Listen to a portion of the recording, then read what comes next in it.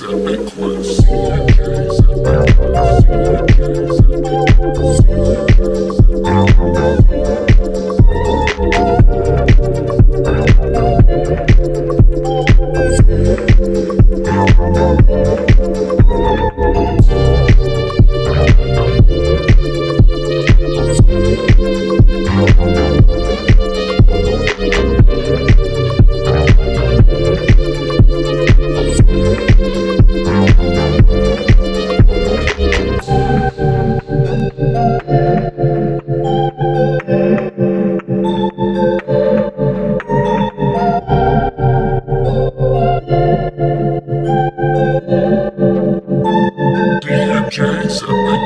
CNJ's Epic Quest. CNJ's Epic. Hey everybody, welcome back to D&J's Epic Quest. This is Derek Thord coming to you alongside my buddy Jarza Orlong. Which one of us is still alive, though? You. Yeah, I'm dead. I guess that's a consequence of picking characters from the first or second chapter. I just wasn't confident I'd come across something else. So I'm like, well, I better just take it. I mean, and you seem to have been right. I don't think you have run across anything else. Yeah. Oh well, I mean, it's all for fun, so. You could have called yourself Dare Ivers. Oh yeah, that's a good reminder here. Otherwise, I probably would have forgot.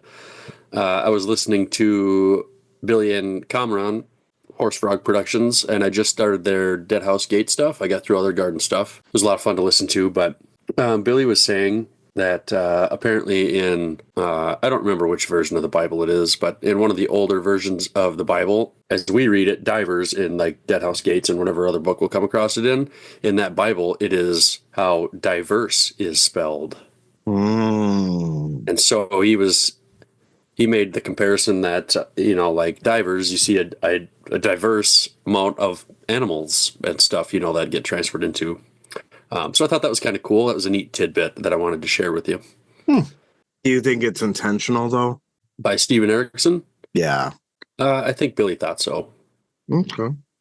I think so. Yeah, I don't know. It was just, kind of neat. I would have had no idea of that otherwise. Maybe some other people knew that out there, but I definitely didn't. That is really cool and interesting to think about. Yeah. So thanks, guys. Thanks for that little nugget there of information that I just stole and shared here. Right. Who's original anymore anyway? Not us. No. Well, we've got chapter 6 here today. A little bit of a shorter chapter, but you had the Bears work through this. But there's a lot of neat stuff here, so. Oh, for sure, yeah. And, as always, summarizing things just enhances what I thought originally anyway. So I'm excited to see what you picked out. I just read the chapter again this morning here. I just finished 10 minutes before we started recording, and then I ate a little bit of cereal since it's Sunday morning and we're recording here. I didn't have hockey today. I don't know about you, but it's freaking cold here. It is 7 below right now. It's actually warmed up a little bit. When I woke up this morning, the feel-like temperature was negative 33 degrees Fahrenheit. Yep. I just went out and got some snackies and my morning diet due. It was definitely cold out. Yep. So everybody in the warmer climates, you're welcome. We'll absorb that brunt for you. But we don't have any freaking snow, which kind of pisses me off. If it's going to be cold, I want some snow. I don't like either or. You live in the wrong state, man. I know. You're getting one and or both. No, I'm aware of it. Doesn't mean I have to like it. That's fair. All right. Well, should probably move on to our patrons, eh? Yeah, let's do it. All right. Well, in order of subscription, we've got Jan the Picker, Luciana Intriguin, Ryan the Topological, Damien the Rock of Faces, Nate Fiddle Me This, Shield Anvil Dylan, Calvin He Who Witnessed, Livia the Malazan Potato, Aaron Mott Irregular, Scott the Only, Graceless Passion, Dead Smell, and Just Treant. Thank you, guys and lady. It is always nice to have your support, and I don't think we can ever tell you enough how much it means to us and how much we appreciate it. It is amazing. All right. Epigraph here for chapter 6. We came within sight of the island, close enough to gaze into the depths through the ancient cedars and firs, and it seemed there was motion within that gloom, as if the shadows of long dead and long fallen trees still remained, swaying and shifting on ghostly winds. Quan C. Charting Expedition of 1127 Burn Sleep, Drift, Avali, Heteranus. 1127 Burn Sleep. Isn't that like 30 years prior to the events of Gardens of the Moon? The prologue takes place in 1154. Okay. In the wheelhouse there. Okay. Interesting. All right. Well, section 1 here of chapter 6 from House of Chains. The journey home had been enough, if only to return one last time to the place of beginnings. In a small fishing village off the coast of Itko Kan, Hood had walked with a thorough deliberation, leaving not a single soul, except for the one man who would return, and the daughter of that man, who had been possessed by a god. In the leaning shack that they once called their home, the father had laid himself down to sleep. Crocus had awakened to soft weeping. Sitting up, he saw Apsalar kneeling next to her father. Looking to the ground amidst their own footprints, Crocus noticed a peculiar set. Footprints large and far apart, but barely pressed into the sand. A silent arrival in the night just passed. Crossing the chamber to stand next to Relic, where it had gone after that, well, it had left no markings in the sand. A shiver rippled through Crocus at the thought of Hood or his minions coming to collect Relic's soul. Apsalar's grief was quiet. The environment around the small hut was louder than her cries. She was on her knees, her head was bowed, and her hands were closed around the right hand of her father. Crocus made no move towards her. In the months of their traveling together, he had intentionally gotten to know her less and less. Her soul's depth had become unfathomable, and whatever lay at that heart was otherworldly and not human. The god that had possessed her was Cotillion, the rope, patron of assassins with the House of Shadow. He had been a mortal man once, the one known as Dancer, who shared Kellenvid's fate at the hands of Lucine. Neither of them had died, but rather ascended. Crocus had no idea ascendancy was possible, as it was but just one of the countless mysteries of the world. A world where uncertainty ruled all, god and mortal alike, and its rules were unbreakable. It seemed to Crocus that ascending was to surrender. Embracing it all could be called immortality, but to him, a turning away was a warning that something bad was going to happen. Was it not a mortal's fate to embrace life as one would a lover? Life with all its negativities and turmoil. Crocus wondered how far she had fallen. She moved in appalling silence, with a killer's grace, the temptress of death. The more remote she grew, Crocus felt drawn to the edge with her. The lure to plunge into that darkness was, at times, overwhelming. What made that invitation so scary for him was the level of indifference in which she offered it. He wondered if the attraction was supposed to be obvious, not worth even mentioning. He thought if Apsalar wanted him to walk the edge of ascendancy with her. Was it Crocus she wanted, or was it just that she needed a body? The truth was this, though. He was afraid to look in her eyes. He rose from his bedroll and quietly made his way outside. He thought to himself about how the hounds had torn through this land, leaving nothing but corpses, but yet people returned. The land itself had no difficulty absorbing that blood. That was the truth of nature, of land everywhere. Crocus crouched down and collected some sand. He thought to himself that the land does its own dying. Those are truths we would escape should they proceed down this path. He wonders if the fear of dying lies at the root of ascendancy. He tells himself that if this was the case, then they would never make it as ascendants. Because of the events that got him here, he's no longer afraid of death. He sat down, his back against a tree. He pulled his knives out and started to play with them. 30 paces down the beach waited their coralry craft, which they paid for in Khan, by exchanging their services with a bookmaker. They had to kill 2 men that night. Granted, they were murderers in the employ of a man who had made a career out of extortion and murder. Absalar had no qualms slitting that man's throat. There had been someone there to witness, and the man stood in the doorway looking upon the 3 bodies. The witness met Crocus's eyes, and whatever the witness saw in them drained the blood from his face. By that morning, Crocus had acquired a new name, Cutter. At first, he had rejected the name, recoiled from all that it signified. The delusion held a certain comfort, as empty as Absalar's embrace at night, but welcome. The 2 men had died at the hand of Cutter, not Crocus, not the youth from Darujistan that vanished. Cutter would walk her path. He thought to himself, yes, like Kellenvid and Dancer, a companion for a companion was needed, so she has Cutter, Cutter of Knives, who dances in his chains as if they are weightless threads. Cutter, who unlike Crocus knows his place, to guard her back, to match her cold precision. There resides the final truth. Anyone could become a killer. Absalar stepped out of the shack. He sheathed his knives, rose and turned to face her.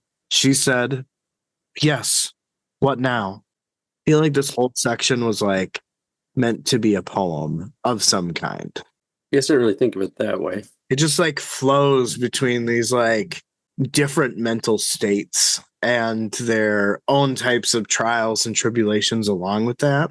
I thought it was interesting. I can't remember if we've come across a section where there's like virtually no dialogue. You know, there was some inner dialogue, right, that Crocus had with himself, but the only actual words that are spoken out loud in this chapter are right at the end, and it's 3 words. Right, because I mean, it's really supposed to be the perspective from Crocus's mind. Just some reflecting, I suppose. Right, which definitely did not expect this from what I remember from Crocus. So he seems to have, continued his maturity journey, I guess you could say. How awkward, right? Like, and I think it mentions it in one of these sections, but I mean, essentially, he's a stranger in the Malazan world. Like, he's from Darujistan. He's not a Malazan native, so all of this is new to him, right? Like, he's completely uncomfortable all the time. Yeah.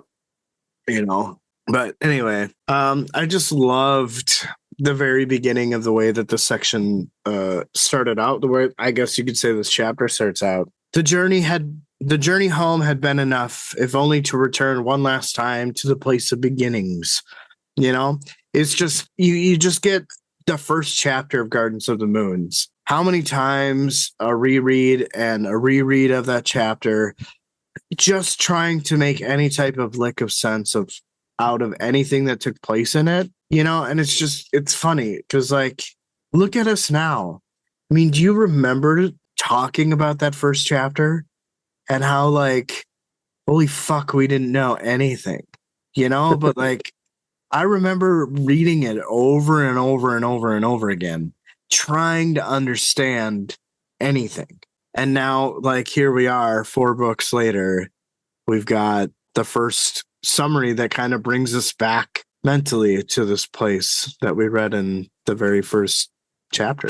That isn't where my mind went, though, honestly. Mine went to Deadhouse Gates and the end of it, where this chapter seems to be not picking up like immediately after, where they all kind of get to go their own ways, but I couldn't remember how everything transpired. So, because we got these 2 coming back to Itko Kan and then Kalam in whatever warren he's in, with Cotillion.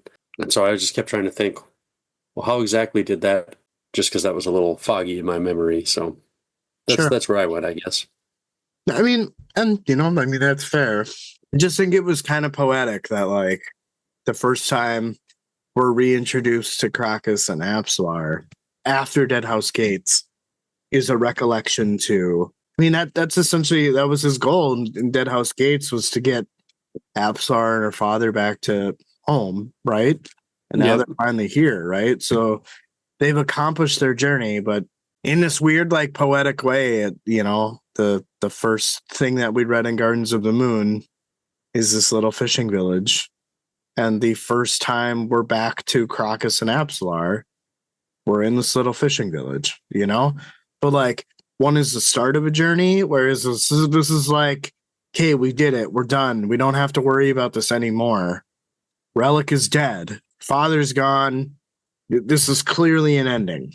Do you think that Relic, he escaped, that butcher job in Gardens of the Moon, right? And so he goes back home. Do you think that was planned? Hood or whoever came to take his soul was like, all right, you're not getting out of this that easy, buddy. You're back home and now you're going to die. You're going to die at home like everybody else did. You think it's anything like that? You're going to have to remind me about this butcher thing. I don't remember. Well, all the hounds just, slaughtering the village. Like everybody died except for Apsalar and her dad. They got away. And now Apsalar has got, a god within her or whatever. And her father returns, and he didn't die in the first place with everybody else. So do you think this is just kind of like, all right, I let you out of this. Is it, you didn't die with everybody else in Gardens of the Moon. Now you're back. Now you have to die here. Just like obviously it wasn't as bloody or gruesome as, being ripped apart by the hounds. The Grim Reaper came calling still. I don't actually know. I honestly don't have any thoughts. I mean, the only thing that I made a comment about was just whatever it was that came to collect Relic's soul.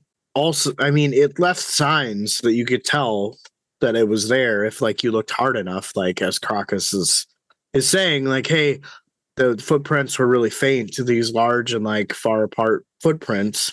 And then they just disappear, like that you don't see them turning around and walking the other way out or anything. Right, yeah. I don't understand why Hood or his minions would seek Relic themselves. Is it maybe potentially like a bargaining chip over Shadow Throne? Right? Like maybe they can convince Apsalar, or Hood can convince Apsalar to do his bidding instead of Shadow Throne's because he's got Relic's soul.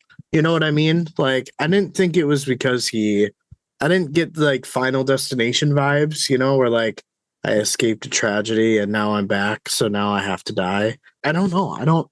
The whole death of her father didn't make sense to me. And I'm assuming this is probably just something where it's a read on and find out type thing. If there's even anything to come from it.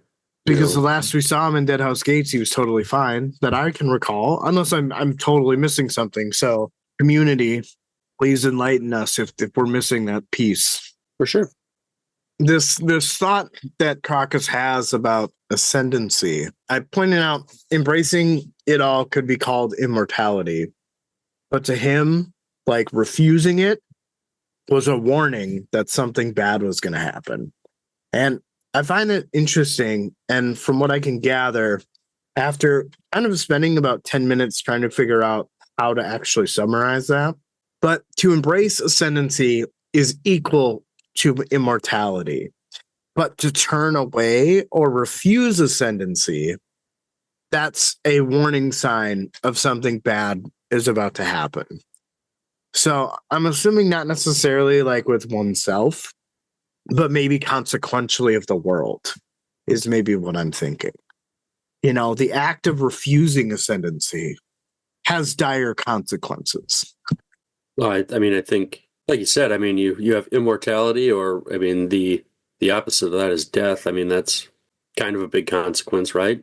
If there is a consequence to refusing ascendancy, isn't that kind of mean you don't get a choice? Maybe. It's like, I can either die and not exist and have eternal peace, knowing that, well, something else consequentially happens, or I can ascend. It's weird. I don't know if I quite fully understand it. I tried my best in this section to like not suck, but we'll see. We'll see what happens. I'm kind of going along the lines of the ascendancy stuff.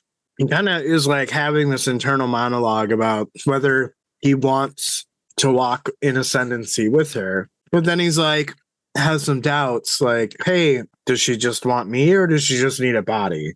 I kind of had the feeling that this is where he was kind of going to take that mentality. And to be honest, I was a little lost at this because we don't really get a ton of info about ascendancy, whereas here we get kind of a fair amount. I know that we have to take it for granted, or not take it for granted, but take it for a grain of salt a little bit, because this is from a perspective of what, like a mid 20-year-old something, If he's even that old, yeah. right? About his understanding about ascendancy. It's kind of interesting. Oh, does she actually? And it also kind of seems to be a remnant of how old Crocus would think.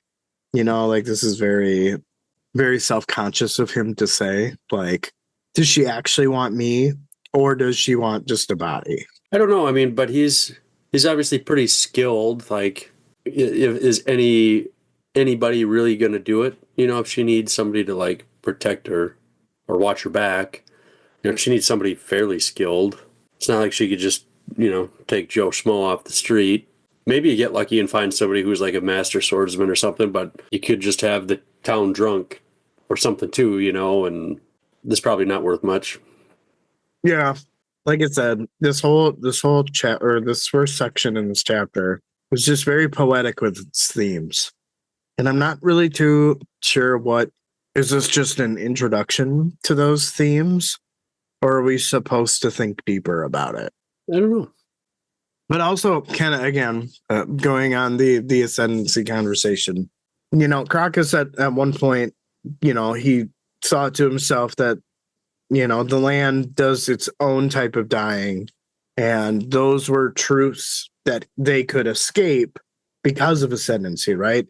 Like, should they proceed down this path, they would essentially escape death. But he wonders if the fear of dying lies at the root of ascendancy. Like, and here I'm going, okay, Crocus has grown to be quite a little thinker here, because to escape death is equal to ascending, right? That makes sense. But in order to ascend, you need to be afraid of death. Seems natural, right? So wouldn't that mean that everybody ascends? I mean, there's got to be something that I'm missing here, because that seems way too easy for this world. You know what I mean? Like, most people are afraid of dying. Like, that's like the number one fear of people. So if ascendancy is equal to the fear of dying, then doesn't everybody ascend? Is ascension what like Christians would deem heaven? Is ascension in this world where your spirit gets to live on in, you know, the home of your ancestors, kind of similar to what we saw with Memories of Ice? I don't know that I have any sort of answer. Because, yeah, I mean, it's pretty logical to be afraid of death. Like, yeah, I don't know. I'm sure there's some other piece to it. There's got to be something that we just don't know yet. Right. Maybe it's one of those things, too, that we'll never know. Maybe. I don't know. But in the following breath, he's like, but because of everything that we've been through, I no longer fear death. So I don't know if we would even make it as ascendants. He just doesn't really give a shit. Yeah, I don't know. Hello. All right. Sorry, I'm not much help here today so far. I'm marking this down. Maybe in writing out to the community for a new partner. Oh, ouch. Dang. Of course, I'm just fucking with you, sir. I know. It definitely caught me off guard, though. Not expecting that. No, I was not. God, that's funny. Funny. Okay, well, I'm sorry I got you scared there for a sec. You're good. What are you writing down? Don't piss off Justin. No, I was looking at your next comment here. I was looking at. Sorry, I was just like, well, Justin's gonna get rid of me. I'm gonna try to look at what his comment is here quick. All right, I'm gonna read something from the book here. Okay. So I want you to tell me, even though you've already read my comment, what it reminds you of. Okay. Again, towards the end of the section, Cutter would walk her path. The emperor had Dancer, yes, a companion. For a companion, what was needed is needed. Now she has Cutter of the knives, who dances in his chains as if they were weightless threads. Cutter, who unlike poor Crocus, knows his place, knows his singular task, to guard her back, to match her cold precision in the deadly arts. For whatever reason, the whole part where the weightless chains kind of reminds me of Kars's dream a little bit. Who dances in his chains as if they were weightless threads. Because in his dream, from what I understood, is that at the other end of the chains to him are he can detect movement. I'm not remembering much about his dream right now. He's like standing on top of his hill or whatever, and he's got chains attached to him, and they're taut and then they're not taut. They like give a little bit of slack as I'm assuming whatever's chained to him gets nearer. This is probably one of those moments where I was thinking of like the Warren within Dragnipur, I'm assuming. Right. But I mean, for whatever reason, I just get this like weird, sneaky suspicion that Malazan and the Whirlwind and the Rebellion are all eventually going to join up with Shadow Throne. It seems the obvious way that those two would like work together to conquer Malazan or put fire under the Empire. And we'll see. I don't know what it is. Like, there's nothing congruent to say outside of that one epigraph where Malazan says like a call to Shadow or some shit like that. I'm really interested. Like, that's the part where like I'm hoping to get back to. And these last two chapters almost kind of have been where I would have imagined like Erickson could have started this book off. Like, if the Karza stuff didn't exist, these would probably be the two chapters that I would imagine he would have started with. Yeah, I mean, I think it makes sense. I mean, they're the start of a new sub-book. Yeah. I think that makes a lot of sense.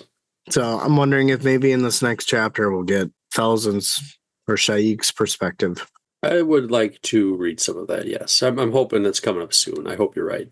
Yeah, because it would be kind of cool to see, now that we know who Karza is, right? It would be nice to like see him interact with those people we saw him interact with in Dead House Gates. Yeah. But I don't know why that reminded me of the dream. It just did. That was all I had about that first section. Again, on first read through, I didn't understand anything that was going on. I just knew that Crocus was back with Apsalar and her father died. Like, that's pretty much really all you need to know. But there are some very beautiful thoughts that Crocus has within himself that kind of explain some things, but maybe not, because again, you got to take into account who they're coming from. So, but it's extra information nonetheless. Very true. Ready for my first section here? Yeah, you're second to last one too. Sorry, man. Hey, well, I've been hammered on some of these chapters, so it's fair that you got a nice little. You were done in like a day. I remember you were like, "Oh, I'm done with my summaries." Yeah, it took me probably like 45 minutes, an hour maybe to do them. I lucked out on this one. That's for sure. Yes, you did. It'll swing back the other way at some point. It always does. Yeah. All right. Section 2. There were half a dozen or so broken pillars that were visible. Only 2 of them were as tall as a man, and none of them stood straight. Kalam rode through the field with strange and colorless grass, while the sound from his horse's hooves seemed to echo back at him in an eerie fashion. Kalam slowed his horse and stopped next to one of the columns. Kalam studied one of the pillars and thought that it looked old in the way that all things in the Warren of Shadow seemed to look old. Each pillar stood alone, no other ruins near it, no obvious function, and unaligned. Rather, on the rusted bottom of the pillar there was a chain that vanished into the grass. Kalam got off his horse, grabbed the chain, and gave it a tug. Some sort of fucked up hand was attached to it, 4 fingers, 2 thumbs, and talons. The hand twitched, and Kalam dropped the chain, then rose, a keening sound that seemed to come from underground at the base of the pillar. Kalam was a little freaked out and got back on his horse. There were pillars, tree stumps, platforms, and staircases that led to nowhere, and roughly 1 in 12 held a prisoner, who didn't seem like they were fully capable of dying. Their minds were gone, but mumbled like idiots now, begging for forgiveness or trying to strike a deal, though none of them that Kalam could hear said they were innocent. Kalam was not a fan of this realm, but that didn't matter much because he didn't have a choice. However, a mortal who tried to bargain with gods might be delusional, Kalam would rather let Quickben play these games as he seemed to enjoy the challenge. Kalam wondered where his friend was. There had been some trouble, which was nothing new, but after that, only silence. And then there was Fiddler. The idiot had re-enlisted. Kalam thought at least they were doing something, but now, he was busy with his 1,300 children, all their beady little eyes watching his every move. He wondered what he could possibly teach them. Mayhem? Doubtful, as children didn't need help in that department. Besides, Manala seemed to have it all taken care of. She was a natural tyrant, which Kalam actually kind of liked, in principle anyways, as things seemed to work when someone capable took charge. He had enough experience taking orders that he was not bothered between Manala and Apt. There was plenty of control, and a shitload of real-world skills being developed. Stealth, tracking, setting up an ambush, setting traps for 2- or 4-legged game, riding, climbing walls, amongst a host of other things. The children seemed excited for this training, which put a shine in Manala's eyes. They were making an army for Shadow Throne, an ominous idea. Kalam reached the top of a ridge and reined in his horse. There was a stone gate on the next hill, connected with an arch. Within it was a swirling gray wall, and on the other side of the portal were countless lost shadows. There was a voice beside Kalam telling him to be careful. Kalam turned and saw Cotillion, with Rude and Blind flanking him. Kalam asked why he should be careful, and Cotillion said the shadows at the gate had lost their master, so anyone would do. Kalam asked if the gate was then sealed. Cotillion said it would be ignoble to try and leave their realm. Kalam said that wasn't what he was suggesting. Cotillion wanted to know why, then, his shadow yearned forward. Kalam said he didn't know. Perhaps his shadow thought his chances were better by the mob by the gate. Cotillion didn't seem to understand. Kalam told him a better chance for excitement, and that Manala had banished him. But he, or Cotillion, already knew that. That's why he had found him. Cotillion said that he is the patron of assassins. He doesn't settle marital issues. Kalam said that only depended on how nasty they got. Cotillion asked if they were ready to kill each other, and Kalam said no, he was just making a point. Cotillion didn't understand, and Kalam put it bluntly, what was he, Cotillion, doing here? Cotillion was silent a moment, and then asked why Kalam never showed any respect to his patron. Kalam raised an eyebrow and asked when Cotillion had expected it. If he wanted fanatic worshippers, he had picked the wrong line of work. As assassins, they were generally opposed to subservience, but Cotillion should already be aware of that. However, he, Cotillion, had stood at Kellanved's side until the end. It seemed Dancer knew both loyalty and servitude. Kalam was growing tired and told Cotillion to spit it out. He knew he wanted something. Kalam said he felt as if he was needed for some shitty mission, but that he didn't know how to ask. Rude rose, and the hound's eyes settled on Kalam. Cotillion said the hounds were troubled. Kalam said he noticed. Cotillion said he had some tasks ahead of him that would take up much of his time. However, at the same time, other activities needed to be taken care of as well. Kalam said Manala had no interest in seeing his pretty face for some time, so he was free, more or less, for the time being. Cotillion added that he would also be without a roof over his head. Kalam said it was lucky that it never rained in this realm. Cotillion muttered, my realm, and Kalam asked if theirs, Cotillion and Shadow Throne's, claim was being contested. Cotillion said that it was hard to say. There had been some agitations, however. Kalam said the hounds were troubled. Cotillion agreed. Kalam said they would like to know more of these enemies. Cotillion again agreed. Kalam asked where he should start. Cotillion told him at the confluence of his own desires. Kalam looked at Cotillion and nodded. So kind of an interesting section. Yeah, just, more ambiguous information. Right. Like, what does it all mean? And it was very poetically. Yeah. I definitely liked how the Warren was described and stuff, which I kind of parsed down. I wasn't super descriptive on it, but it was pretty cool. I got a few thoughts here, and we'll see what you think. Yeah. My first one here, so just where these pillars, they're standing and it says there's no other ruins near them, no obvious function, and they are unaligned. To me, I felt like it was just such a precise word to use, unaligned. And I'm wondering if it somehow relates to like the deck of dragons or something. I'm not really like sure how, but I thought something in the deck was unaligned, and also I thought that Krull was unaligned. Yes, Cruel is unaligned. There's several. Opon, Obelisk, which is burn, crown, scepter, orb, throne, chain, and then master of the deck. Those are all unaligned cards. I don't know how much that helps right now. But I mean, like, do you agree? I mean, did that seem like just a very intentional word to use there? Oh, for sure. I definitely think that it's very peculiar word to put there. I guess Shadow Throne is its own deck. I don't know why there would be an unaligned Shadow Throne card, but maybe you're onto something. I don't know. It's interesting, thought provoking.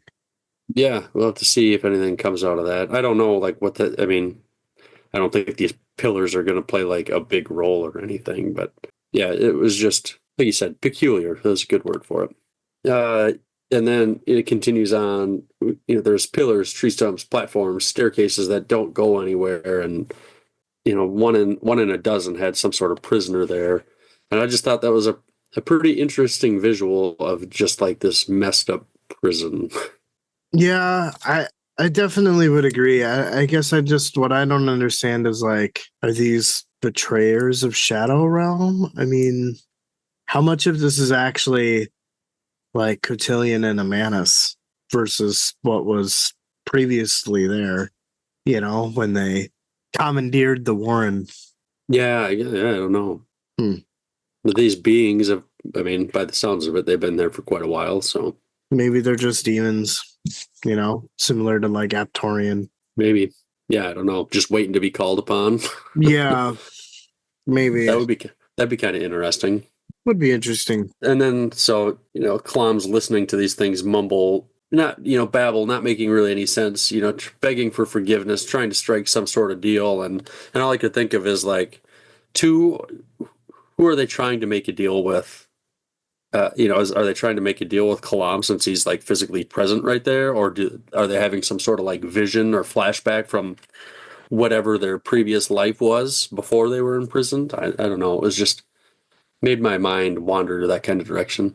I guess either or would work in that scenario. Looks like you may need to list a new partner too. I don't think so, man. I'm not giving you anything. That's all right. This chapter, it seems almost like kind of we both struggled a little bit with things. I just think that the way that everything was wording, I mean, obviously he doesn't want to reveal anything.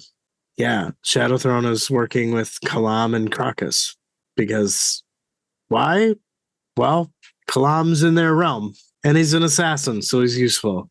But Right. also, Crocus is, boning the girl that one of them possessed, and that girl remembers everything from when they were mortal. Yeah. Why not? Let's see if they'll help. It's worth a shot. Right. I thought it was interesting.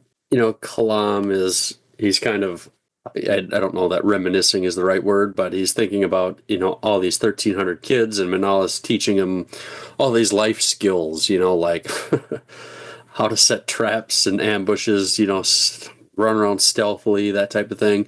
But the traps is what was interesting to me. It said 2 or 4-legged game, and I'm like, traps for people, I guess, huh?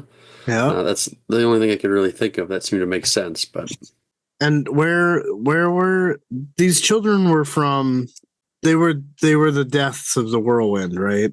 it was, I think they were the children where Kalam saw, a bunch of them getting put on what they call them, like the sliding beds or whatever. Oh, right, because of the He had like snuck up. Was he like tracking somebody or something? But he like snuck up to the camp and could like see it happening, but he was by himself, so he couldn't go in and do anything really.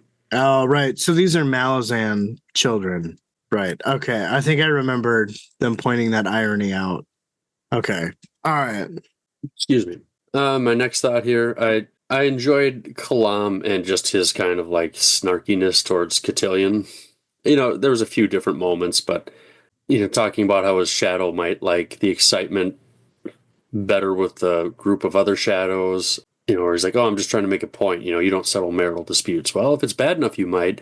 Just kind of like he has this I don't really give a shit attitude that you're a god. Like, you want me to worship you? Like, that's not really what this is about.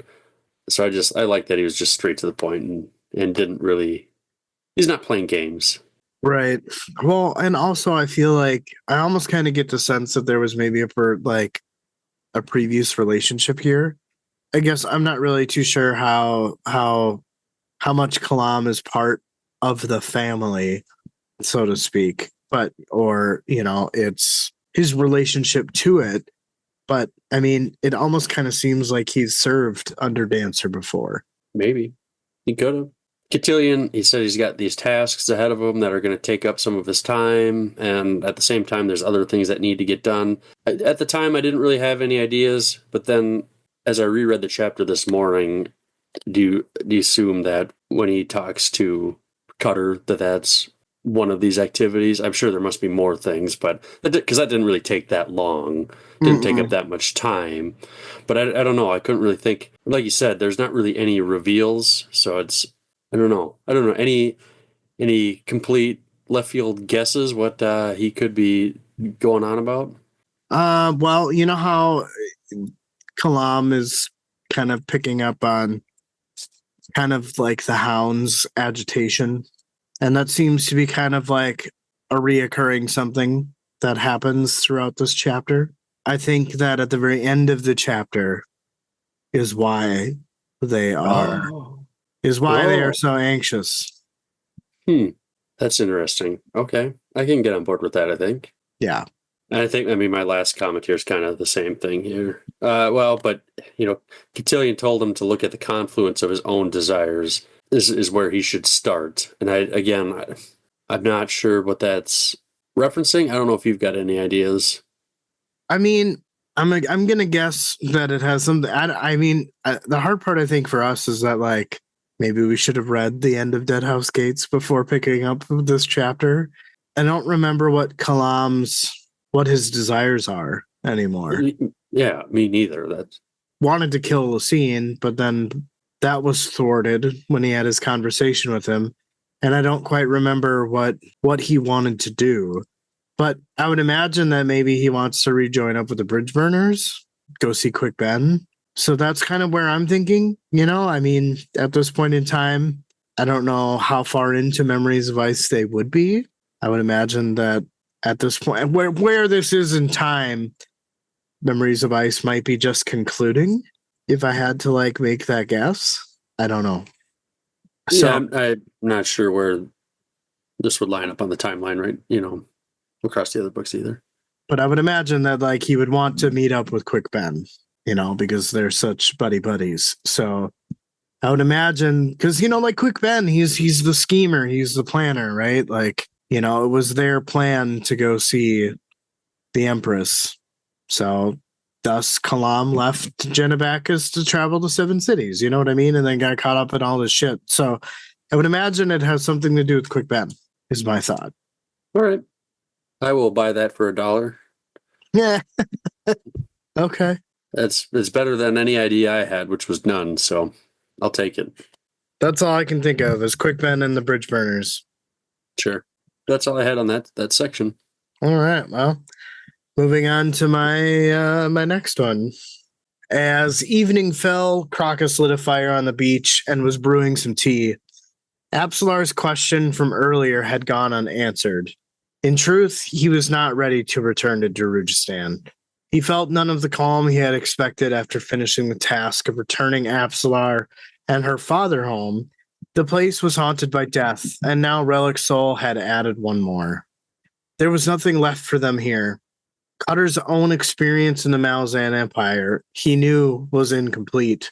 Feeling vulnerable was not a weakness he shared with Absalar. She possessed a calmness no matter where she was. He thought to himself that it wasn't just confidence. He was reminded one more of the night she killed a man in Khan. His thoughts continued to her deadly skills and the precision it took to use them. With a shiver, he also recalled how many of Dancer's memories remained with her, even when he was mortal. Among those memories was the night of assassination.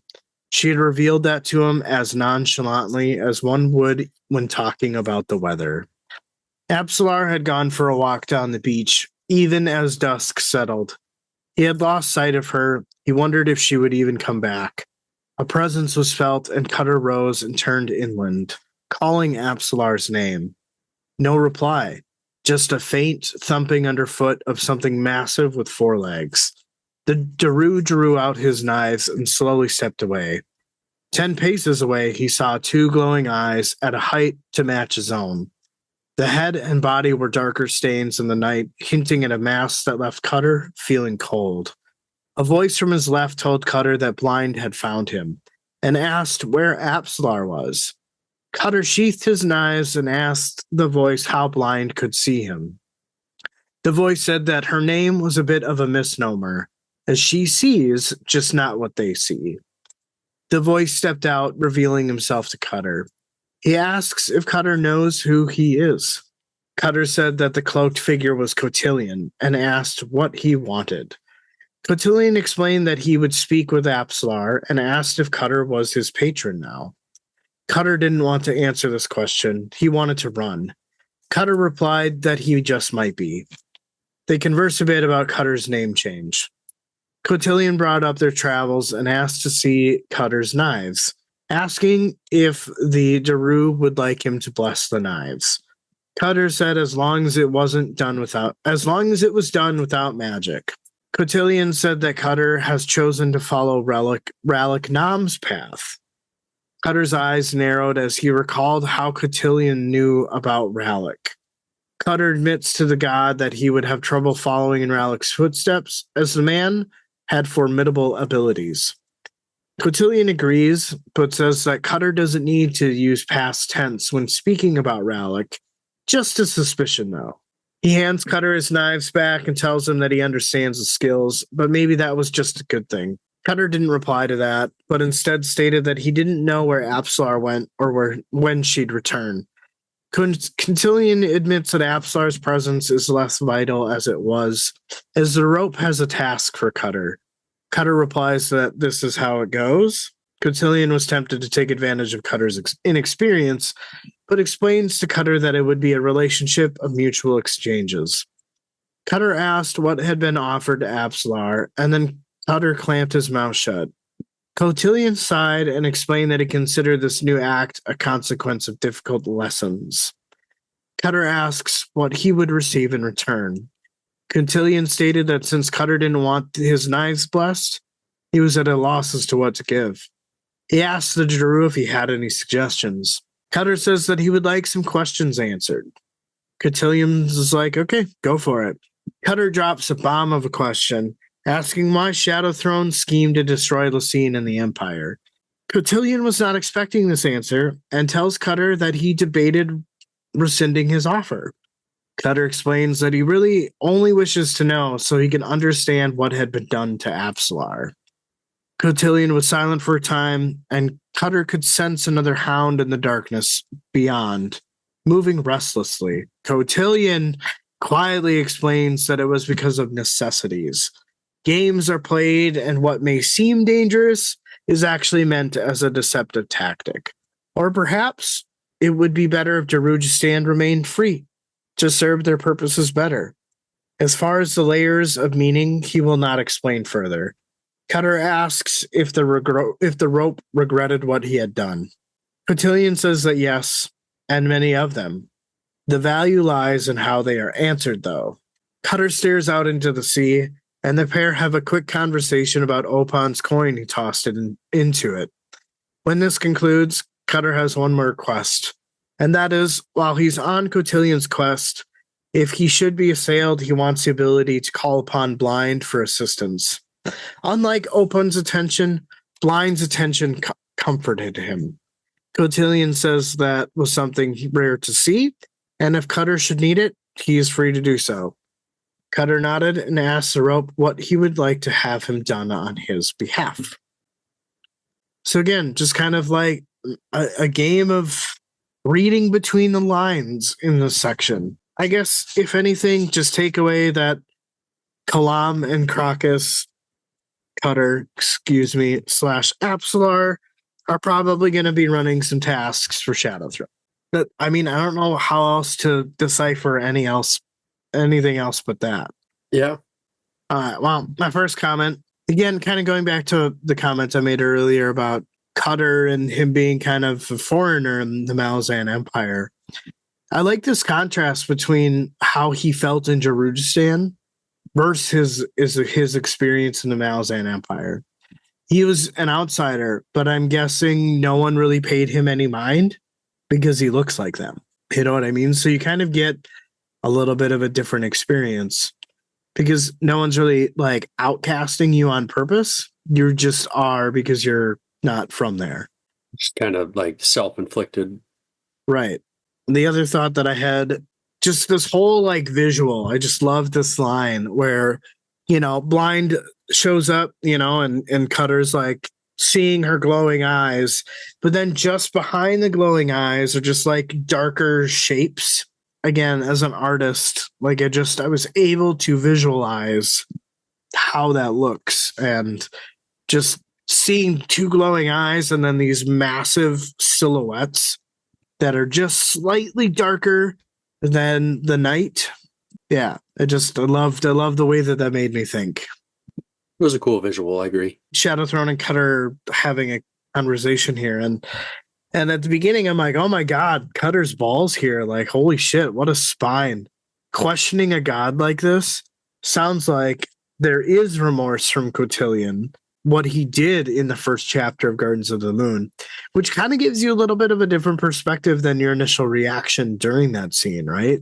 Because Apsalar did get the raw end of the stick, so Cutter is just making sure he doesn't end up the same way. But this is kind of insinuating that Cutter is willing to let Cotillion possess him like he did Apsalar, but this time for a mutual benefit, only because in the book he says new act. So I kind of get the feeling that Cotillion is basically asking Cutter to allow him to be possessed, whereas with Apsalar she didn't get that choice. And so like because of this conversation, it's making it seem Cutter's like, hey, wait a minute, before you do what you're gonna do, like I need you to explain about how you did it the first time. I could be wrong though, but that's kind of the sense that I get, is that Cotillion is going to possess Cutter. I guess I don't remember feeling that way, but maybe it was just I didn't pick up on it. Because the way that it's explained in the book, Cotillion sighs and explains that he considers this new act a consequence of difficult lessons. So I'd imagine he's still trying to do it. He's still trying to like go the possessive route, but he's just more or less asking for permission because of consequences of difficult lessons. Because if I'm a god and I possess somebody and the consequence is that after I've left that body, they now have my memories too, like, no, I don't want this shit revealed. You know what I mean? Yeah. So I think that if you have permission, then you don't leave a trace of yourself. It seems kind of fair, I guess.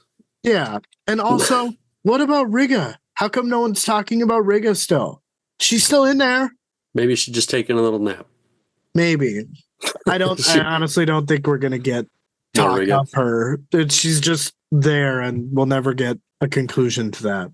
Yeah, maybe we will. We'll read and find out. Or maybe she's not needed anymore because she doesn't need to protect Apsalar's mind from Cotillion. Yeah. My next thought here, Cotillion's like, okay, well, what do you want in return? Because like you wouldn't let me bless your knives. So, and then Cutter's just like, I want some questions answered. And I'm like, what? Really? That's it? I mean, but maybe that's smart. I don't know. It just seems like a waste to me of all of the things you could ask a god for, because he wants something from you. And you're like, I want some questions answered, please. Well, if you got the right questions, though, or if you think you have the right questions. I know that this guy is like simping over Apsalar, but like, And I know he cares. Everything that I get from this chapter is that like they are not vibing together.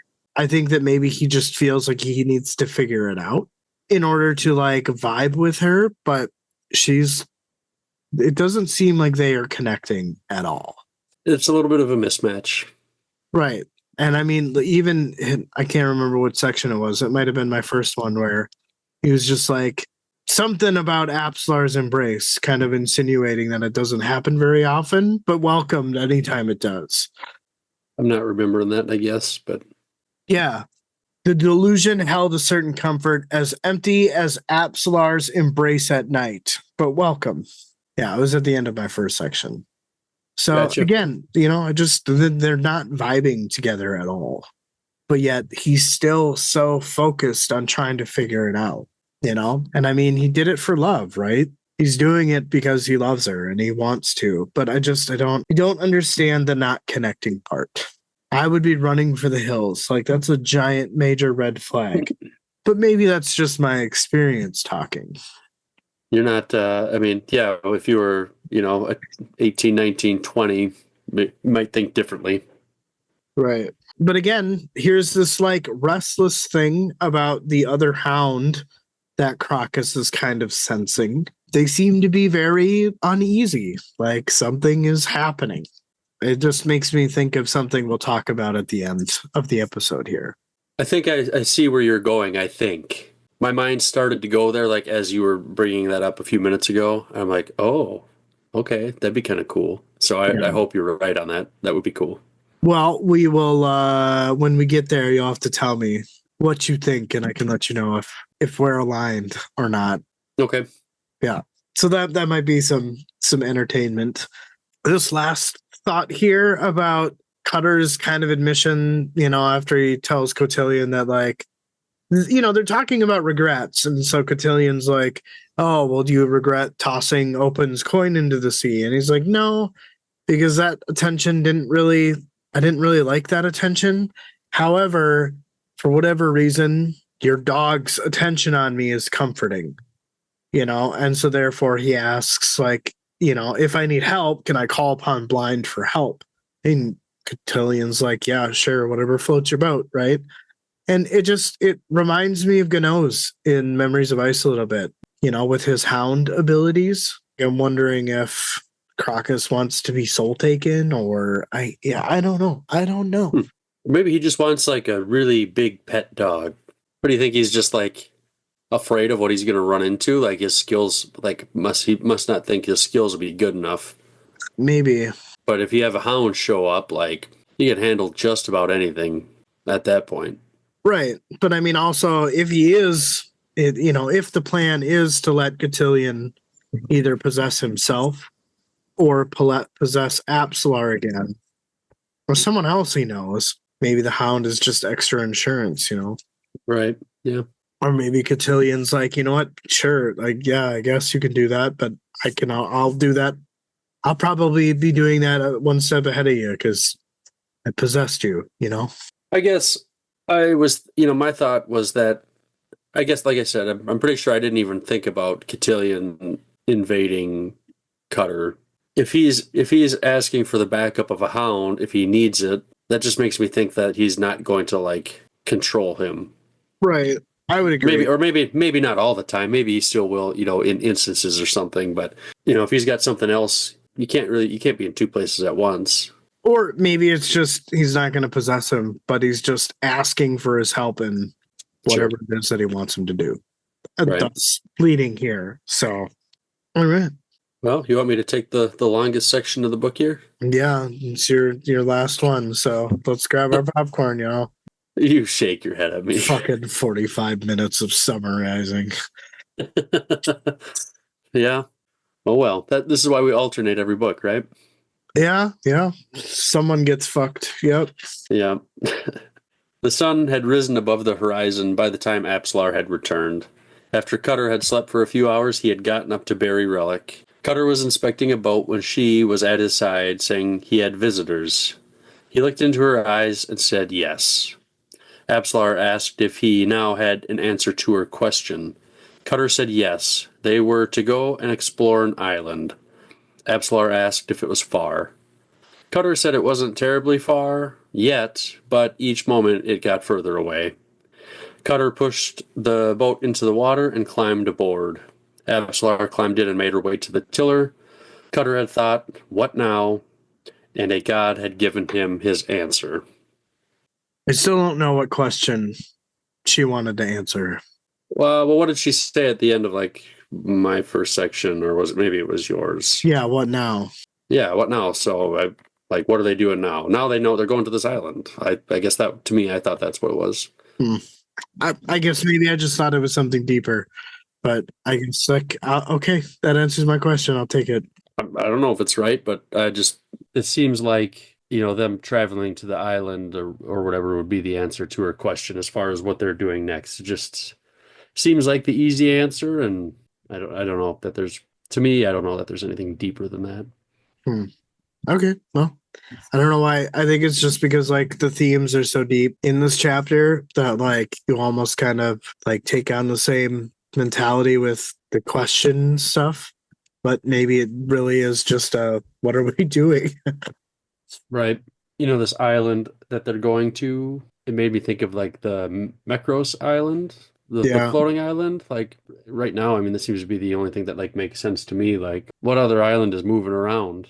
Yeah, I mean, that's true, but I'm sure that there's probably a ton of them. Well, yeah, I'm not thinking it's like the same one from Memories of Ice, but I assume that there's others like it. Yeah. Well, you remember in Memories of Ice where Gano's kind of meets the empty Shadow Throne, and while he's in with Draconis inside I can't remember the inside Dragnipur, and they're kind of talking about the migration of houses and stuff like that and gates. That's kind of what reminded me of, for whatever reason, right? Like you've got Shadow Throne, you've got a shattered Warren, right? That is the House of Shadow. And from what I can understand is that the throne itself, I kind of got the sense that it's constantly migrating, which I'm wondering if that is what Shadow Throne is bestowing upon Crocus, is to go retrieve the throne so that they can make more of a claim in the House of Shadow, or if that's potentially what the Eidor are trying to do too. So there's a little bit of competition, kind of going back to your second section with Kalam and Cotillion, and he's just like, my realm, you know what I mean? Like it almost kind of seemed like there was some contention there. It could be right, it could be wrong. I have no fucking idea. But that's just kind of what, how Mekros is jarred in your memory. For whatever reason, I'm thinking about the migrating throne. Interesting. All right. Well, we'll see what happens here. I guess that's all we can do. Yeah. Yeah. You want to take the last section here? This was the big one for you. Yes, it was. And I managed to summarize it in 2.5 pages, which ain't bad. I was just looking at that. I'm like, dang, you did pretty good on that. I mean, a lot of it was really they ate, they stared out into the sea, blah, blah, blah. Things like that, very transitional things within the scene. I've learned to cut those things out. But anyway. This was my favorite section, though. It was. Me too. So here we go. I'll take her home. There was no sunset in the realm of the Tist Edur called the Nascent for 5 months. There had been a flood and then rains, and a world had been destroyed, but there was life amongst the wreckage. A Talani mast stood over a score of catfish that had clambered onto a mud-covered wall. Onrak crouched down to the nearest catfish and observed that some type of metamorphosis had taken place with the creatures in a short amount of time. After a moment, he stood back up and witnessed the sorcery sustaining the wall from the vast weight of the water. The wall held up here, but in other places it had been breached and water was pouring in. The arrival of the sea had caught them unawares, scattering them throughout the realm. But there was also some of his kin that were able to materialize and resume the hunt. But Karald Emerlon, fragmented or not, did not allow to land. So he couldn't even reach out to his kin to tell them he was alive or vice versa. He would need the talents of a bone caster. For most of his kind, that would be enough to surrender.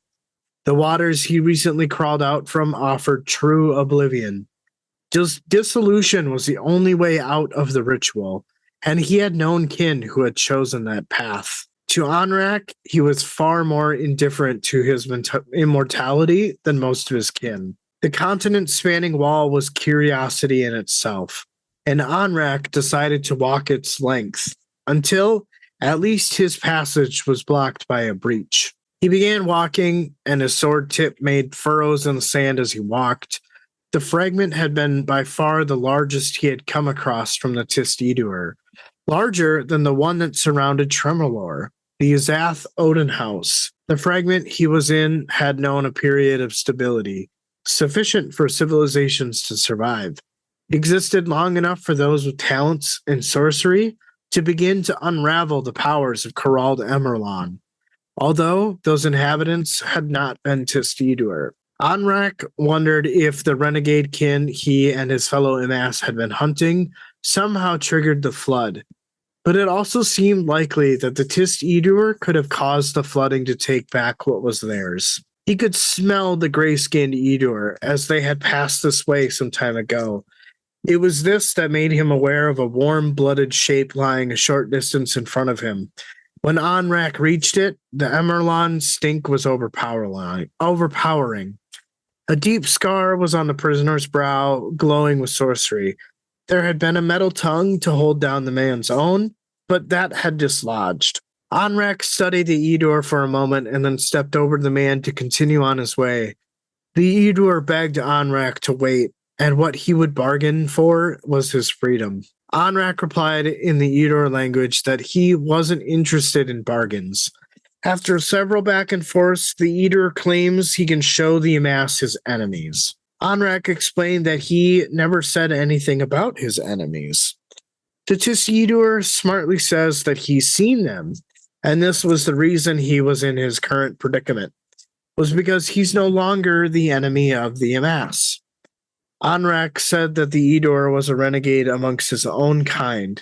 He followed up by saying he didn't trust traitors. Tist-Edur explained that the word traitor belonged to the man who had chained him here.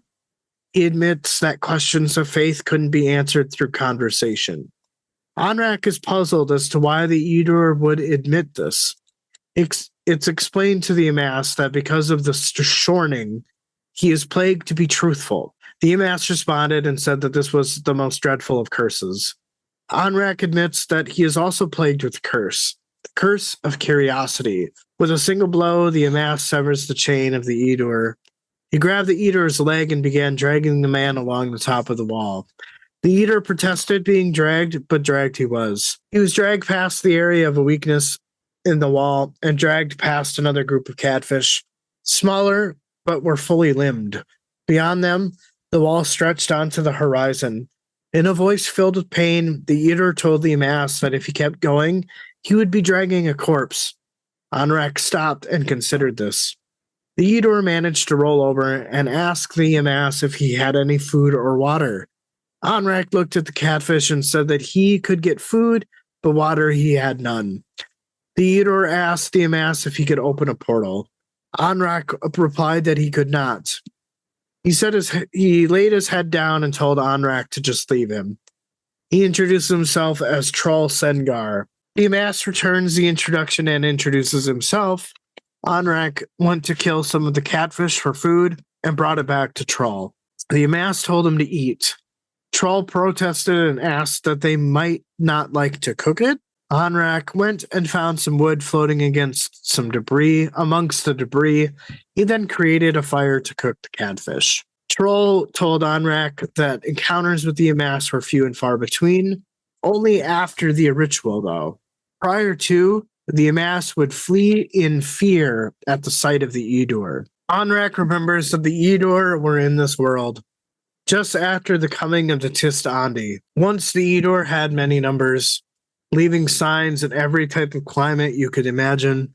Troll said that there were fewer of them now, but they came here to escape Mother Dark, whose children had banished them. Troll reveals that they didn't expect the Andi to follow them, and upon the shattering of this world, they had fled again to quote-unquote, Anrak's world, where they thrived. Anrak cuts in and said that they were found by the Andi again. Troll says, yes, the first were fanatical in their hatred. Great wars witnessed by no one. So the Edur retreated once again. Then, more Andi came, but seemed less interested, and in turn, the Edur hungered no more for expansion. Anrak told Troll that if he had hungered for that expansion, they would have found a new cause. Troll was silent and zoning out. He explained that they all had forgotten. All that he had told the Amass, his people, knew nothing of the past and their torturous history. What they had known was indeed false.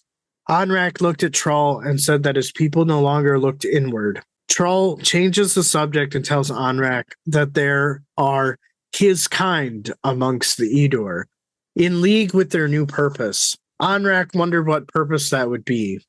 Troll said it was a terrible purpose. The Amass tells Troll that he doesn't want to hear anymore. Senator asked why. Inside the Amass's head, he thinks about how he would be burdened, and forces him to find these kin once more. Inside of voicing what he was thinking, he tells Troll that he is just tired of the man's voice. There was silence, and while Troll ate, Anrak sat overlooking the marsh inside the wall. He saw elevations in the land through the mists, a range of low hills. Besides the fire, Troll points out that the sky is brighter and denotes that the suns are returning. He was unsure if they would return, as they hadn't rediscovered this warren until after the breach. Troll said that the flood brought chaos to the climate, destroying the civilization that existed here. Anrak asked if the civilizations were descendants of Edur. Troll said no, and explained that they looked more like Amass descendants. Troll explains that the corpses were badly decayed when they had arrived, but it seemed that these humans were like vermin to the Amass. Anrak said that they were not his. Troll asked if he felt no pride in their ability to survive. The Amass said that they, humans, were prone to mistakes, and the Logros have killed them in their thousands to reassert order. Troll admits, as he was attempting to stand up, that the Nascent was in need of a cleansing, or so it was judged. Anrak said that their methods were more extreme than how the Logros Amass would choose. Troll managed to stand and stated that he needed to find some water. Anrak asked how long he had been chained up anyway. Troll explained that it wasn't likely a long time, as the sorcery in the shorning was designed to prolong the suffering. Anrak's sword severed that power, and so the necessities of life return. The sun's return filled the air with humidity, and the overcast sky was retreating. After a moment, the Amass suggested that they should leave the wall and head for higher ground. They made their way towards the higher ground. Troll notices that they are headed straight for a storm. Anrak asks if he is able to pick up the pace, as this part of the land would flood with the rains. Troll said no, and Anrak asked if he would like to be dragged or carried. Troll responded and said carrying would be more dignified. Anrak set forth on a steady pace now that Troll was on his shoulders. Anrak realized that there was a strange regularity to the hills ahead, 7 in all, arranged in what seemed like a straight line. The storm was raging behind them, and the wind howled on Anrak's face. Troll was hunched against the Amass, head ducked away from the shrieking rain. The hills were not hills at all, but rather a large, imposing building of some kind, constructed from smooth black stone, seemingly each a different piece. Dog-like beasts, broad skull and thickly muscled. Anrak's steps slowed, but he did not stop. He stepped next to one of the sides of the statue to get away from the wind. Anrak set Troll down. The Eater's gaze found the imposing building before him. He was silent, slow to sand, as Anrak walked past him. Troll quietly murmured that beyond there should be a gate. Anrak turned around and told Troll that these are Troll's warrens, and asked what he made of these monuments. Troll admitted nothing, but he knows that they are to represent, as it seems, the inhabitants of this realm made them into gods. Anrak made no reply. He looked at the amber eyes of the statue. Troll is heard telling Anrak that there will be a gate, a means to leave this world. So why did the Amass hesitate? Anrak explains that he hesitates because, yes, there are 7, but of 2 of them are alive. He then added that the one in front of them was. So what you were alluding to earlier with the hounds being nervous, I'm rethinking that they're getting nervous because Troll and Anrak are getting close to this gate. More or less, I think this warren obviously is not inhabited by Edur, but it's inhabited by descendants of the Amass who worshipped, right, these like dog-like creatures. I think that this is like where the hounds originated from, or this is where Soul Taken started. You know what I mean? The first empire. I keep getting this like feeling that somehow these hounds are tied to Tarsa's like gods because there's 7 of them, and there was 7 there also. I don't quite understand. I mean, I know that the Amass had soul taken abilities, right? So yeah, I guess I'm not sure how it's all connected, but it is connected. So I think that this is the origins of either the hounds, and that's why they look all they kind of have this like anxiety, I guess, you know, or something to do with the soul taken. Yeah, I certainly don't have all the answers. I don't know. Those kind of things that it reminded me of. Yeah, but it's definitely interesting. I know it's a little bit of a cliffhanger, and I doubt this next chapter will cover it, but I'm definitely excited to come back to that. I agree. I think there's definitely something there. But yeah, I guess my first thought here is just Anrak do his observation of the catfish. You know, later on, he's about to kill a catfish, but decides against it, and appears that the creature may emerge from it. I'm guessing that this is some type of sped up evolution or something. I don't know if you caught that with the whole like it's growing arms and shit. Yeah. Dude, it made me think of that one thing from Toy Story, though, like the fishing pole with arms and legs or whatever. Or there's some toy. Yeah. Like, I don't know why that's what I thought of, but yeah, I'm wondering what the hell these catfish are going to turn into. Like, is this something we're going to see again, or is this just kind of like a one-off thing, like the cat dunking thing or something? But lay it on me. Okay, so if my theory is correct, right? If this is a soul taken thing, right? Then really these catfish are people. And that would explain, like, maybe they don't have control over their morphing. I don't know, because of everything that's been flooded, the climate changed, maybe they don't have the ability to morph back until now. Obviously life seems to be returning to normal a bit because the suns are returning at the end. So maybe the inhabitants weren't as wiped out as we think they are. Maybe. I don't know what to think about that. They've just been stuck as like catfish for like ever, basically. Yeah, but also like Tarza had some experiences with them. Like he killed people. He killed Soul Taken and ate one. You're hungry. You're hungry. What do you eat? Just, more Tenniscaurian training. Yeah, a little different, but okay. I don't know, man. You wouldn't call that cannibalism. So, like, if I could turn into a rabbit or a deer and you ate me, is that not cannibalism? Did I know? I think there's a difference there. If you found out afterwards, that deer you ate, well, that was your best friend. So that explains why he's been gone. So now you can get back to that list, right? And go find another host. No. Oh, funny. Okay, well, all right. We'll have to see if that pans out. Maybe we should write a short story about that. Some fanfic. Yeah, just a short Malazan story about Soul Taken and someone eats him. Does it transfer abilities that way? No, I'm gonna go with no. No, okay. You consumed it, and that's it. You don't get shit. You just get to take a shit. You just get to take a shit. Yeah. So yeah, I thought that was really interesting. And again, it doesn't really go past that, but hopefully that it's not just it, and there is some type of deeper meaning to it. But I guess we'll find out. Basically, the way that this the beginning of this section makes it seem is that the sea had caught them unawares. Like, so it kind of seems like there were Talani mass on this nascent warren looking or hunting for what I can only imagine are the seven, right? Like, you picked that up too? Yeah. And I know that early on in the series and even throughout, you and I have shared kind of the curiosity for, how exactly do Emas die? Right? Well, it gives us this answer here is that dissolution was the only way out of the ritual had he known, and he had known kin who had chosen that path. So basically, from what I understand, how they die through dissolution is that they basically have to put themselves in a situation where they have the inability to regather themselves. And it almost suggests that the flood took place while the Talan were there.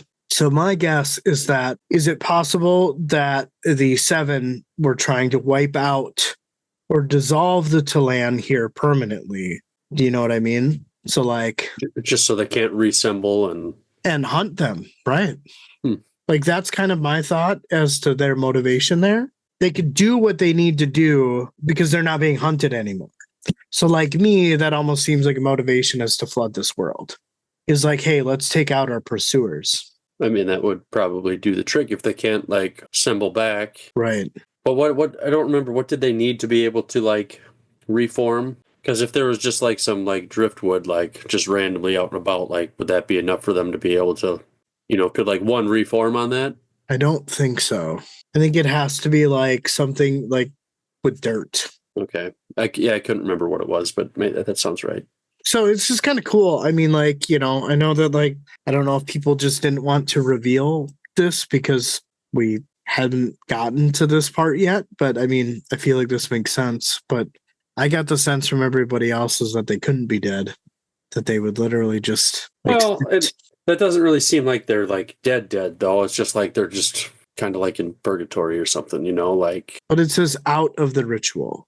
Dissolution was the only way out of the ritual. I don't know, man. I guess we'll see. But I mean, it adds to the complexity of the world. It's one more thing that you kind of have locked in your brain, right? Yeah, definitely. Yeah. The other thing that I picked out here is when they're talking about this particular fragment of the Eater Warren had known a period of stability sufficient for civilizations to survive, existing long enough for those with talents in sorcery to begin to unravel the powers, right? So this is scary, but it makes sense and brings me back to the prologue, right? Like, Troll was defending the people on this fragmented piece of, Gerald Emerlon, and his people called him a betrayer, even though, like, Troll is 100% right. Inhabitants from other fragments think that their enemies stole like what was rightfully theirs. You know what I mean? It's just it seems like a huge misunderstanding from what I got is that Gerald Emerland was it's shattered into many pieces. The war against the Andi and the Tist-Edur has fragmented their warrens so much. Like, no wonder the Andi are so, depressed. Isn't the Gerald Emerlon, isn't that like the Dragon Warren? No, that's Starvalad. Starval Demeline? Yeah. Okay. What's that smile about? You're like, I'm second guessing myself. Maybe. Somebody can correct us. Yeah, I mean, I don't think this is the whole Mother Dark thing. I feel like, again, kind of similar to the Warrens, we're going to be getting fragmented information on. Obviously, we know that the Andi did not like the Edur, as it kind of is saying, right? The Edur left and they were hiding from Mother Dark so that, it's basically just like a sibling rivalry is kind of how I look at it, Much more deadlier, of course. Yeah, I would agree. Anrak kind of, is thinking to himself, well, it's very possible that, these Emas that he's hunting maybe potentially triggered the flood. But it also kind of seems like the Tis Eater could have caused the flooding, to take back what was there.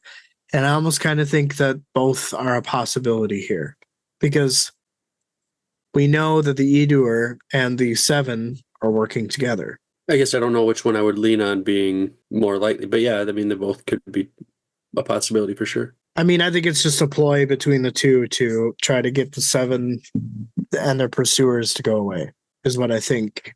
I will hold to that, is that was the intent of the flood. I'll jump on your boat with you then. Yeah. And that's why Troll got cast out in the prologue, is because he was like, hey, this is really stupid. Why are we doing this? You know what I mean?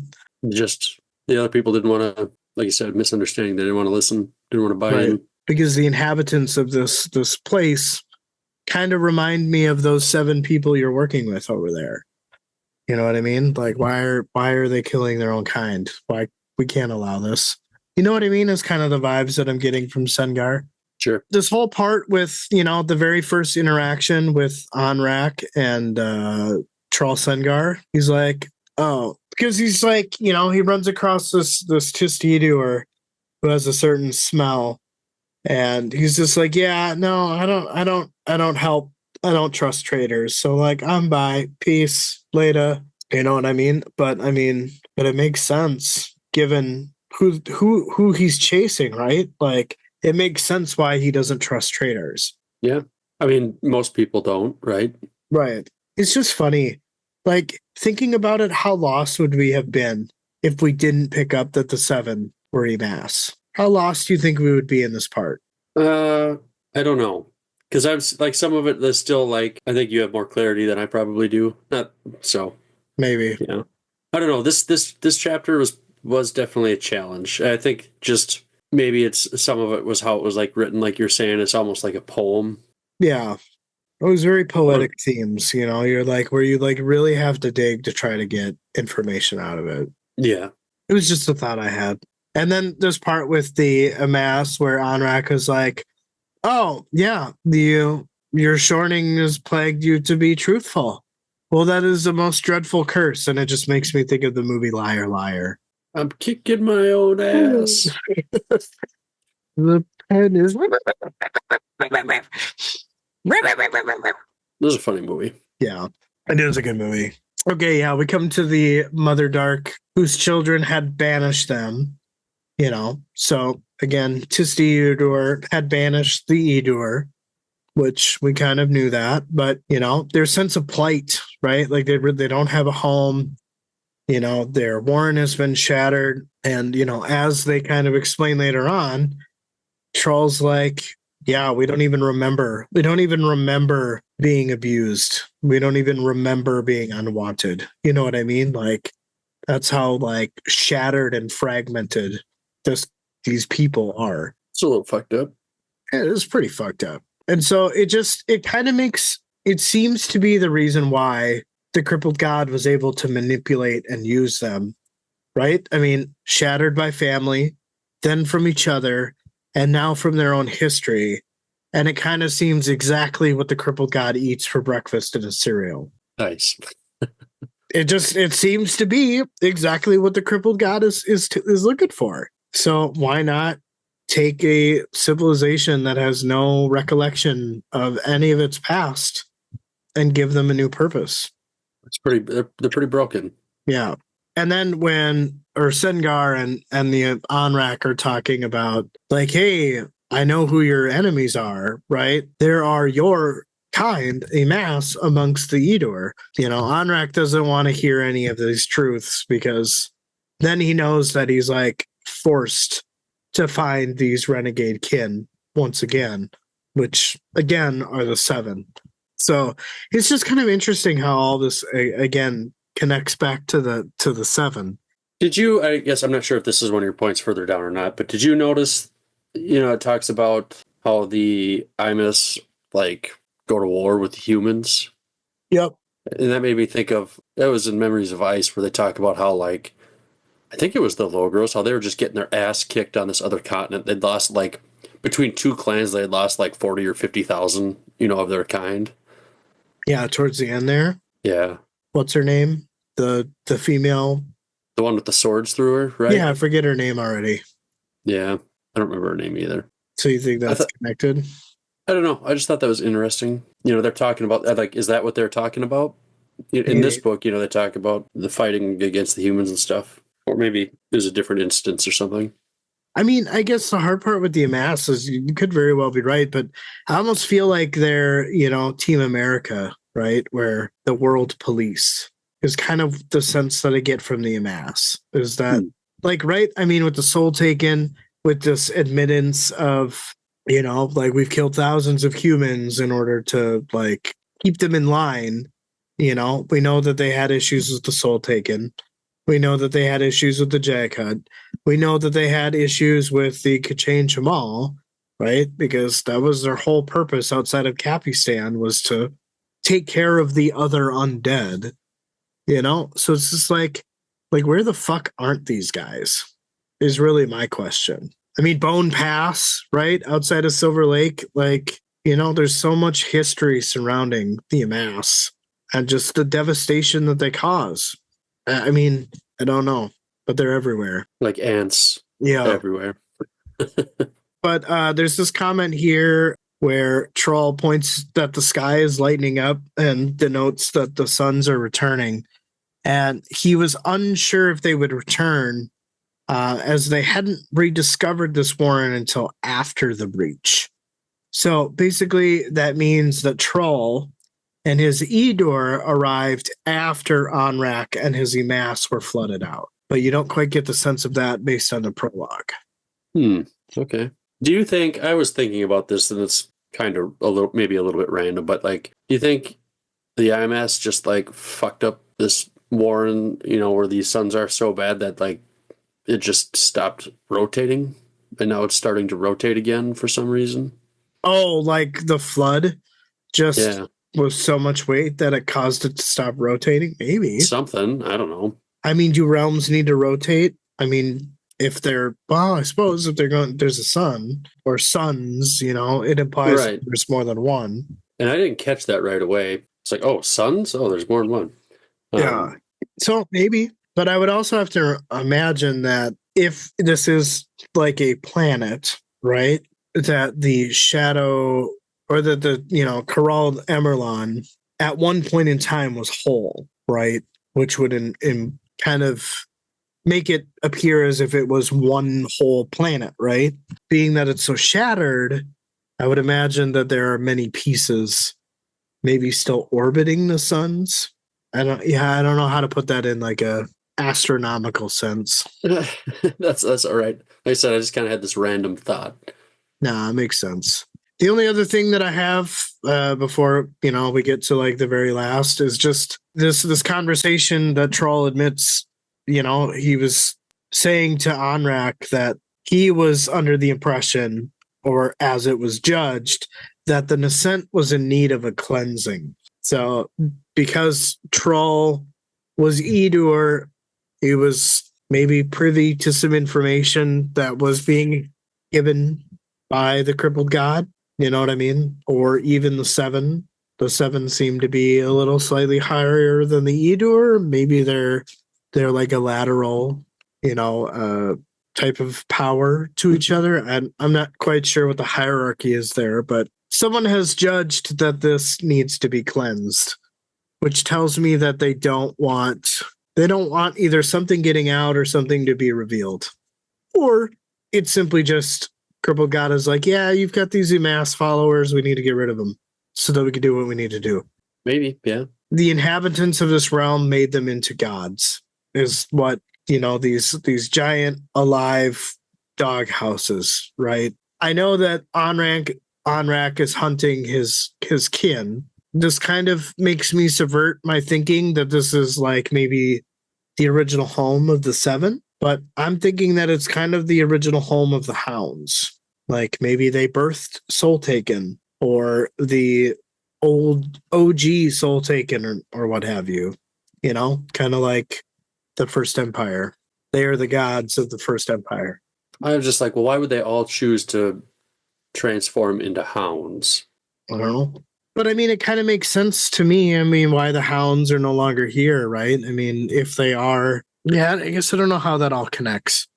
If like they're a remnant of the Tistidur Warren, and that's like a combination of the Amass descendants and Edur created Soul Taken in the first. I don't even fucking know. Never mind. We'll just leave it as the way it is. I'm sure we'll get more info revealed on that. Yeah, absolutely. But those were all the thoughts that I had about this chapter. So I'm excited to read on.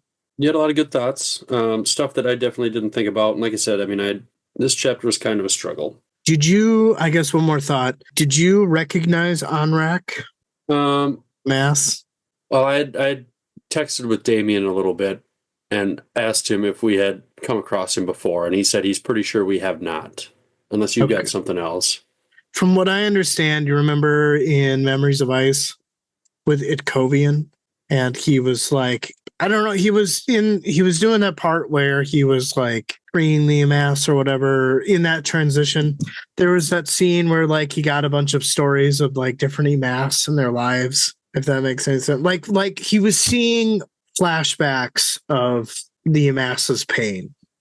Oh, okay. I think one of those scenes was Onrak. Okay, maybe when I was texting Damien, maybe he just didn't remember that part or not. I'm too afraid to like Google it in case, we come across something we shouldn't. But I mean, I'm just looking.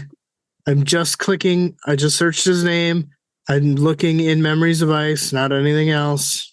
When Itkovian acted as shield anvil to the Talani mass of coral, he was flooded with the memories of those who stood before him. One of those present remembered Onrak of the Logos, who was last seen kneeling in the street amidst the corpses of his clan. Okay, well, I mean, he does say he's clanless. Yeah, they had all been slain while finally breaking the Soul Taken. So we didn't get much on him, but we have heard of him before then. Yes, very briefly. Okay. So I almost kind of want to go back. I might pull out Memories of Ice and see if I can find that part. Well, yeah. Well, the next chapter here is like 30, 35 pages, so I feel like this is probably going to be the norm moving forward. Maybe 5 to 6 sections each in a chapter. And yeah. No, we'll see what happens. I'm excited to read on. I'm probably not going to be able to immediately here. I'm going to do an episode with Jim here at about 2:00 since I finished my other book I was reading. So nice. You got a busy day. Yeah, it'll be like all around the clock. Half hour to an hour. So nice. And then we'll have to figure something out with the author to talk to her. But so this will just be me, Jim, and then another fellow. So nice. Yeah. And that's something we're hosting on our channel? No, he's doing it on his. Gotcha. Okay. All right. Well, tell him I say hello. I will do that. All right. Well, I don't have anything else going on, so I'm probably actually going to dive in. I'm going to dive into the chapter. Well, let me know what you think, and we'll see if I can get to it tonight or not. I'm not sure, but I'll try if I can. Sounds good, man. All right. Well, enjoy the rest of your Sunday. Stay warm, sir. Yeah, you do the same. All right. We'll talk soon. All right. Later, dude. Bye. Bye.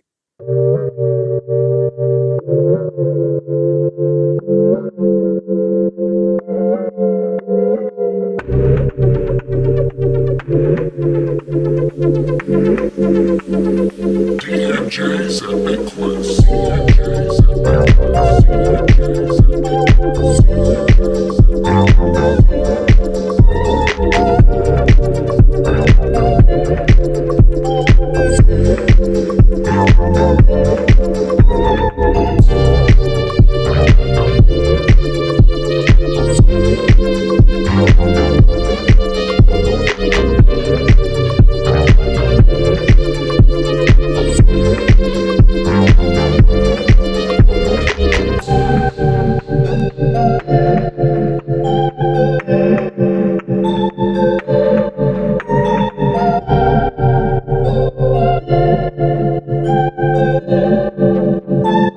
CNJ's Epic